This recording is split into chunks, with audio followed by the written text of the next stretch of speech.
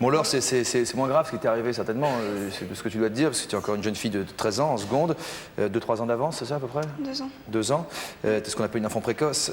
À quel âge tu as commencé à rencontrer les difficultés que tu assimiles par la suite, que tu as assimilées par la suite à du harcèlement? J'ai commencé à rencontrer une certaine forme de difficulté dès le CM1.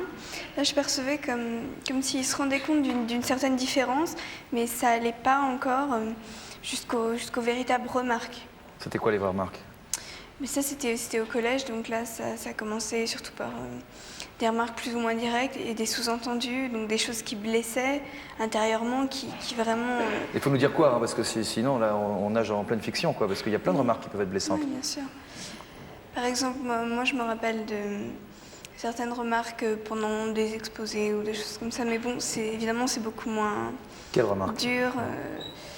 Des choses, en fait, ce qu'il faisait, c'est qu'il cherchait à augmenter certaines choses que je faisais, certains de mes actes, et vraiment à les dramatiser pour que ça prenne un sens ridicule. Et donc, il se servait beaucoup de ça, il me les replaçait dans un autre contexte après, donc j'avais honte de moi, j'avais honte de mes actes, et c'est comme ça qu'ils ont commencé à me déstabiliser vraiment. Raconte-nous l'épisode de la photo de classe. Oui, je me rappelle, on faisait des photos de classe chaque année, donc certains marquaient des mots dessus, donc pour moi c'était vraiment des mots hypocrites. Tu dis oui, on a passé des bonnes années avec toi, mais vraiment ridicule. Et aussi, bon, mais parallèlement, j'entendais quelques tapes plus loin, vraiment, je vois pas ce qu'elle fait dessus, elle nous gâche la photo, enfin, des choses. Tu subissais ou tu te défendais? Non, je me défendais pas, parce que comme ça a commencé relativement au début, je pouvais pas vraiment me défendre, parce que déjà je comprenais pas vraiment ce qui m'arrivait, et comme ça a été relativement progressif, moi je prenais ça comme ma vie, comme une évidence, donc ça faisait partie de ce que je vivais, donc me défendre, j'étais déjà plus ou moins détruite moralement, donc c'était vraiment... Des attaques physiques, des attaques psychologiques? Surtout psychologiques. Surtout oui. psychologiques. Ta maman était avec toi, Madame Barillon. Pourquoi? Parce que Laure vous a raconté assez tard ce qu'elle vivait en fait.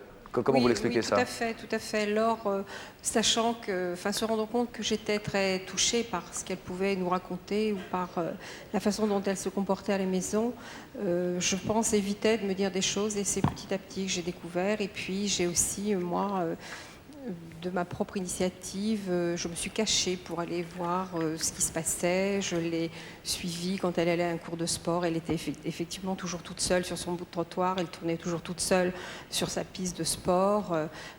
Quand elle a passé sa 2e année, des parents ont cessé de me parler dans la ville. Des parents aussi? Oui, des parents aussi, oui. On m'a posé des questions, parce que quand on a un enfant un petit peu en avance, on est toujours suspect. Et moi, je n'arrivais pas à comprendre que ma fille pouvait être à ce point rejetée, n'avait pas d'amis, ne pouvait pas s'intégrer à un groupe. Et ça, elle l'a dit petit à petit, et elle me racontait ses cauchemars, et c'était toujours des cauchemars d'enfermement. C'était un groupe dans lequel on ne voulait pas la laisser entrer, c'était une pièce dont on voulait la faire sortir, et elle a continué à avoir des tics, elle avait toujours besoin de tas de choses autour d'elle, des choses personnelles, et puis je pense qu'elle nous a pas tout dit tout de suite, mais on s'est rendu compte au fur et à mesure qu'elle avait des difficultés d'intégration parce qu'elle n'était pas du tout acceptée telle qu'elle était.